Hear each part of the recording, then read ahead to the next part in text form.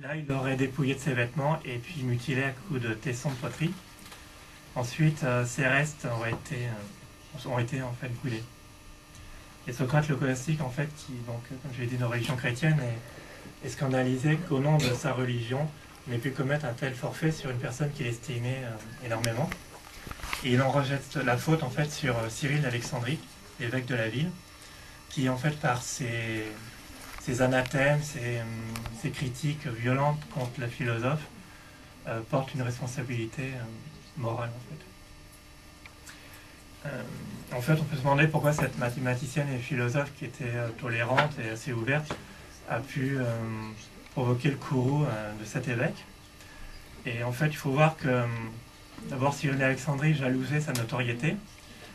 Et en fait, il fulminait aussi de voir les notables de la ville demander conseil à cette femme, païenne de surcroît.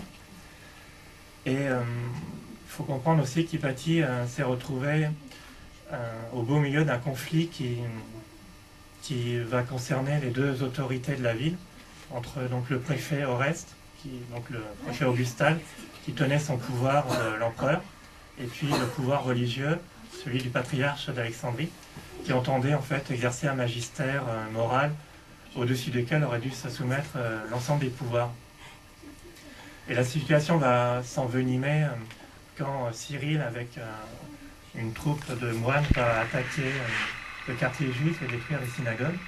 Donc Oreste est outré par cette attitude et va en référer à l'empereur, alors que de son côté, Cyril va également porter plainte contre Oreste auprès de l'empereur. Alors l'empereur de Constantinople, l'empire d'Orient, va pas prendre position et va demander aux deux parties de se réconcilier. Et en fait, sa non-intervention va en fait faire qu'envenimer les choses. Notamment, Cyril va envoyer cette fois 500 moines attaquer le bâtiment préfectoral. Il va s'en suivre une émeute. Oreste va recevoir donc le préfet une pierre qui va grièvement le blesser. Le préfet va faire arrêter le lanceur de cette pierre, qui est un moine, le faire torturer à mort. Et du coup, Cyril va en faire un martyr. Et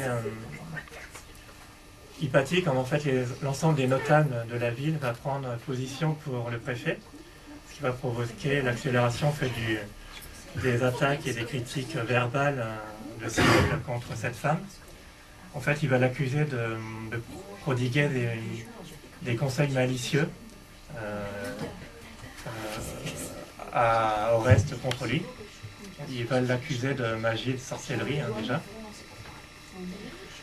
Et en fait, on peut considérer que ces anathèmes, ces critiques ont rencontré un écho auprès de son entourage, qui va y voir une demande en fait indirecte du patriarche qu'on se débarrasse en fait de cette femme qui l'empêche de se réconcilier avec le préfet.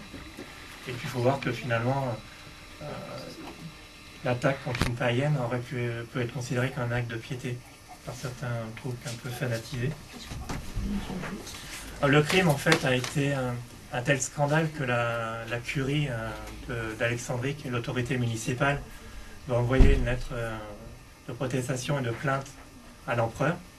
Alors celui-ci va envoyer un certain Adhésios s'informer de l'affaire, mais finalement celui-ci se laissera soudoyer par le patriarche et innocentera les coupables.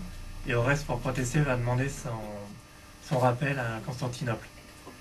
Quant à ses disciples, ils n'auront plus qu'à à conserver sa mémoire maintenant. Donc voilà, donc j'ai parlé de sa vie, de sa mort, enfin du personnage historique. Maintenant j'ai passé à la figure légendaire. En fait, dès sa mort, elle va devenir un mythe, elle va être récupérée par des courants très très hétérogènes. En premier lieu, elle va être une héroïne des chrétiens de Constantinople, pour avoir été la victime des chrétiens intempérants d'Alexandrie. Elle va être l'héroïne de l'anticléricalisme pour avoir été la victime de l'Église. Elle va être une héroïne protestante pour avoir été victime de l'Église catholique. Elle va être aussi l'héroïne du positivisme plus tard pour avoir été une victime de la science vaincue par la religion.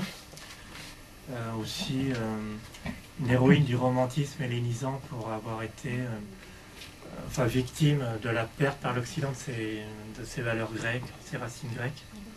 Et puis enfin, un petit peu récemment, pendant les années 60-70, une héroïne du féminisme, victime de la misogynie religieuse. Alors dans le domaine de l'art, il y a une histoire qui est souvent racontée mais pas prouvée, qui veut que le célèbre peintre de la Renaissance, Raphaël, quand il a réalisé sa première esquisse de l'école d'Athènes, donc l'école d'Athènes, c'est sa représentation dans un temple idéal de l'ensemble des sages de la Grèce antique. Donc c'est d'ailleurs un tableau qu'on peut voir au musée du Vatican encore. Donc dans cette première esquisse, il aurait représenté une femme. Et quand il a présenté ça, quand il a présenté sa première esquisse aux cardinaux, l'un d'entre eux va lui demander quelle est cette femme qui se situe en bas sur la gauche. Donc Raphaël va répondre que c'est Hypatie, la plus fameuse des membres de l'école d'Athènes. Et le cardinal lui aurait répondu de l'enlever en lui ordonnant enlève-la, la foi ne permet de rien savoir sur elle. À part cela, l'œuvre est acceptable. Donc Raphaël l'aurait enlevé, mais en fait il aurait laissé une petite référence en représentant le neveu du pape sous une forme efféminée en fait. Donc, ouais. D'ailleurs c'est vrai, hein, je crois que c'était un guerrier.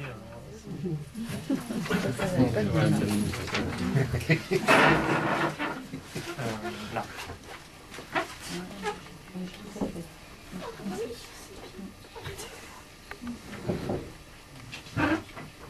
Alors plus étonnant encore, il s'avère qu'un lien existe entre Hypatie d'Alexandrie et Sainte Catherine d'Alexandrie.